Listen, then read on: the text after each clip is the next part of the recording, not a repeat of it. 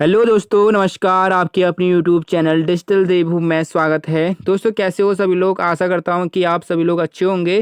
दोस्तों, आज की इस नई वीडियो में मैं आपको बताऊंगा कि उत्तराखंड होम गार्ड भर्ती हेतु आपके पास कौन कौन से आवश्यक दस्तावेज होने चाहिए और जिन आवश्यक दस्तावेजों के जरिए आप ऑनलाइन फॉर्म में इन्हें संलग्न कर सको। तो पूरी जानकारी इस वीडियो में बताऊंगा कि आपको आवेदन फॉर्म में कौन कौन से दस्तावेज संलग्न करने हैं।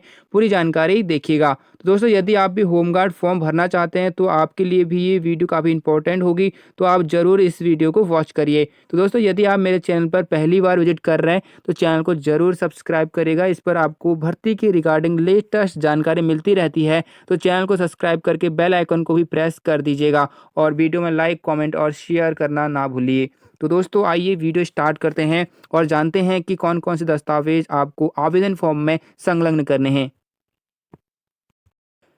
तो दोस्तों, ये है आवेदन फॉर्म। जैसे कि आप अपने मोबाइल फ़ोन में देख पा रहे हैं, ये आवेदन फॉर्म आपने भर लिया होगा। यदि किसी व्यूअर्स द्वारा ये नहीं भरा गया है तो जल्द से भर लें। और इसमें आपको मैं बताने वाला हूँ कि आवेदन फॉर्म में आपको कौन कौन से दस्तावेज संलग्न करने हैं। सबसे पहली बात, आपको यहाँ पे दिख रहा होगा हाल ही में लिए गए पासपोर्ट साइज का हस्तांतरित हस्तांतरित फोटोग्राफ अभ्यर्थी यहाँ पर चिपकवाएं।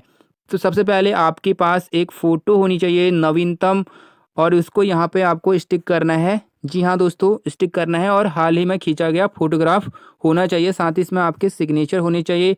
आधे सिग्नेचर आपकी फ़ोटो में होने चाहिए और आधे सिग्नेचर इस फॉर्म में होने चाहिए। तो सबसे पहला डॉक्यूमेंट क्या हो गया, आपके पास एक फ़ोटोग्राफ होना चाहिए जो कि नवीनतम होना चाहिए। ठीक है, सबसे पहला जो होना चाहिए आपके पास फ़ोटोग्राफ होना चाहिए। तो वन डॉक्यूमेंट आपके पास ये हो गया। आपको ये स्टिक करना है किसमें? आवेदन फॉर्म में, सबसे पहली बात। उसके बाद दूसरी देखिए, यहाँ पे आपके पास जब आप भर्ती स्थल पर जाएँ, दूसरा पॉइंट आप ध्यान दीजिएगा। जब आप भर्ती स्थल पर जाएँ, आपके पास 2 फ़ोटोग्राफ होनी चाहिए, ठीक है? वो भी हाल ही के होने चाहिए और जो फ़ोटोग्राफ आपने फॉर्म में लगाए हैं उसी प्रकार का क्या होना चाहिए, आपके पास फ़ोटो होनी चाहिए 2। और भर्ती स्थल पर आपको 2 फ़ोटो ले जाने हैं और अपना आधार कार्ड ले जाना है।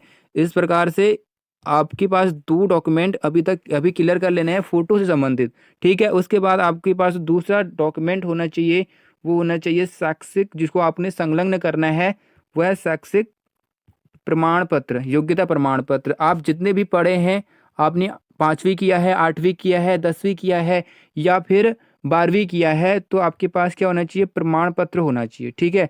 प्रमाण पत्र आपके पास होना चाहिए। शैक्षिक प्रमाण पत्र यदि 5वीं का है, ठीक है? यदि 5वीं का है या फिर 8वीं का है या फिर 10वीं का है, आप ज़रूर लगाइएगा। आपने जहाँ तक अपनी एजुकेशन ग्रहण करी है, वहाँ तक का आप अपना एजुकेशन प्रमाण पत्र वहाँ पर लगाइएगा, ठीक है? वहाँ पे आप अंक पत्र भी लगाना है और सर्टिफिकेट साथ-साथ में लगाना है, ठीक है?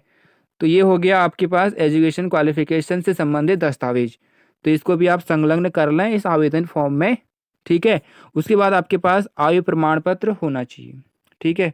आयु प्रमाण पत्र, आय प्रमाण पत्र अभी होना चाहिए, जिसमें ऐसा प्रमाण पत्र जिसमें आपकी आय की गणना प्रूव हो, उस इस प्रकार का आपके पास आय प्रमाण पत्र होना चाहिए।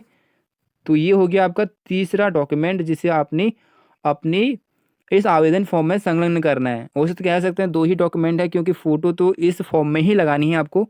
उसके बाद देखिए, यहाँ पर चौथा डॉक्यूमेंट आपके पास जो होना चाहिए वो है अनुसूचित, यदि आप इस कैटेगरी में आते हैं तब ये इम्पोर्टेंट है, अनुसूचित जाति प्रमाण पत्र, ठीक है? अनुसूचित जनजाति के लिए भी बता दूं तो यहाँ पे जनजाति लिख सकते हैं और इसका प्रमाण पत्र भी आपके पास होना चाहिए।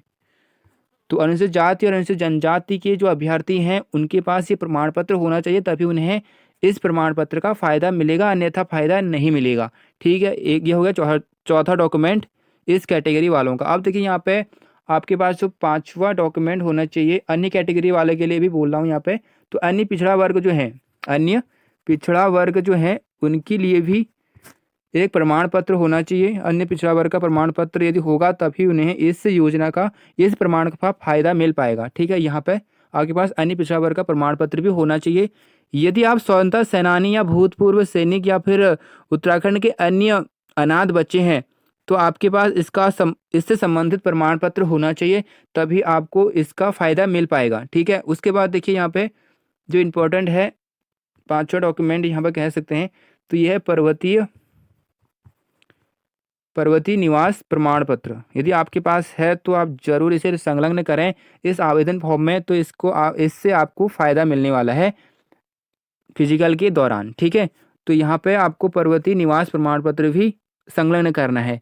उसके बाद यदि आपके पास EWS सर्टिफिकेट है, ठीक है, EWS सर्टिफिकेट जिसे बोलते हैं आर्थिक रूप से कमजोर वर्ग प्रमाण पत्र, जो जारी किया जाता है सक्षम अधिकारी द्वारा यदि प्रदत्त किया गया है, तो इसे आपको लगवाना है। EWS जिसकी वैधता पूर्ण नहीं होनी चाहिए, वैधता इसकी होनी चाहिए, तभी आपको इसका फ़ायदा मिल पाएगा। ठीक है, तो ये स्वप्रमाणित होनी चाहिए। कोई भी डॉक्यूमेंट आप लगा रहे हैं तो इनको आपको स्वप्रमाणित, मतलब इसमें आपको हस्ताक्षर वगैरह करने हैं, तभी ये वैलिड हो पाएंगे। ठीक है, उसके बाद देखिए हमें बहुत ही इंपॉर्टेंट जो डॉक्यूमेंट आपको लगाना है इस आवेदन फॉर्म में, तो वो है चरित्र प्रमाण पत्र।